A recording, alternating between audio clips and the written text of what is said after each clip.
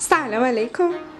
امروز قراره برای میز اتاق کارم گل بخرم و توی این روند خرید این بار شما هم همراه منی.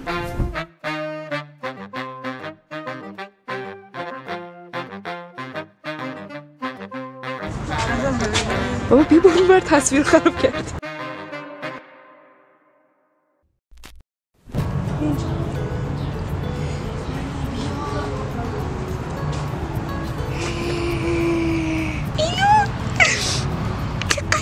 البته فکر کنم باز نشده هنوز و کوچولو.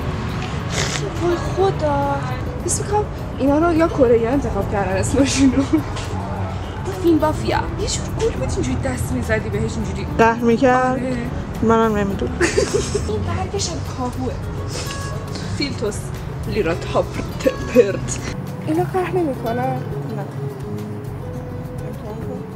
قهر کن دیگه. بریم این فایستا چرا قورباغه همو دیدی؟ زافوبیالیا بلک. چرا اسمشون سخته؟ مثلا اون چیه؟ زامفو.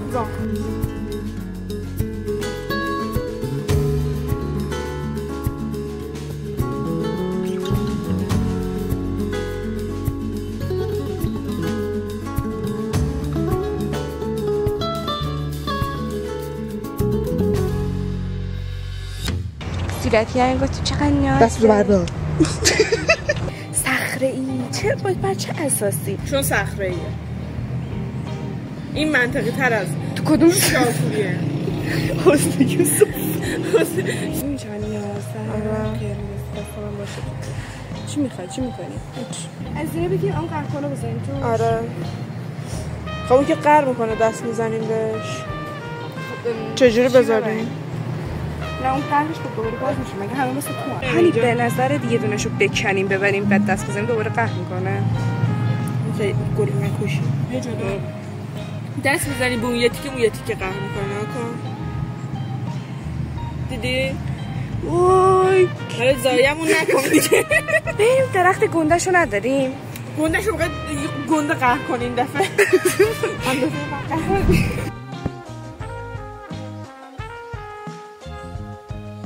اولین سوالی که می‌خواستم ازتون بپرسم راجع به اون گلای قهری بود که این قسمت گوشه گذاشت.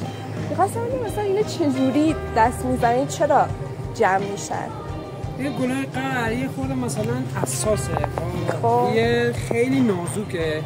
وقتی شما دست میزنی میاد پایین مثلا حالت قهر میگیره. دوباره مثلا 5 دقیقه دیگه 10 دقیقه دیگه حالش بهتر میشه دوباره میاد سر جاش. یعنی در اصل داریم با اون لمس کردن آسیب میزنیم. آره در اصل اونجوری اذیت میشه اون باعث میشه که قهر میکنه. بعد شرایط نگهداریش چجوریه؟ شرایط نگهداریش باید بذارین جای پرنور بعد هفته 2 بار 3 بار بهش آب بدین. یه خورده اساس و لوسیه مثلا خیلی نازش رو باید بکشین. میتونین نگهداریش انجام بدین. آره.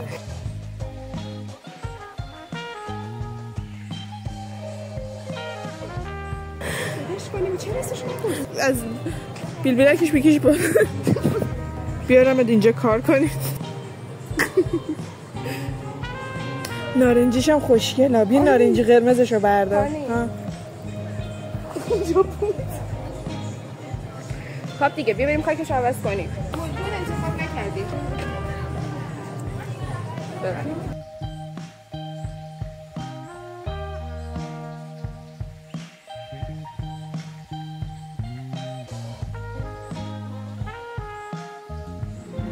میخوام غیبتشون کنی؟ آره اول که قلمو گرفتم اسمشو نمیدونم هنوز چی بذارم. بعد فقط یه مشکلی که داشت ما فکر کردیم امروز خیلی خلوته اگه صدا میاد ولی از یه مدرسه اردو اومده بودن اینجا خیلی شلوغ شد و خیلی جاها رو نتونستیم ویدیو بگیریم ولی برای اولین ولاگ خوبه دیگه.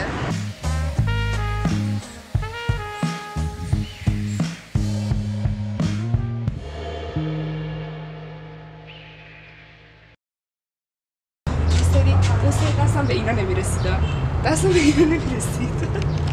اونی که اینجا کار میکنه حالا بعدا شاید ویدیو رو ببینید اونی که اینجا کار میکنه اینجا بعد من دستم به اینا نمیرسید خیلی بالا بود.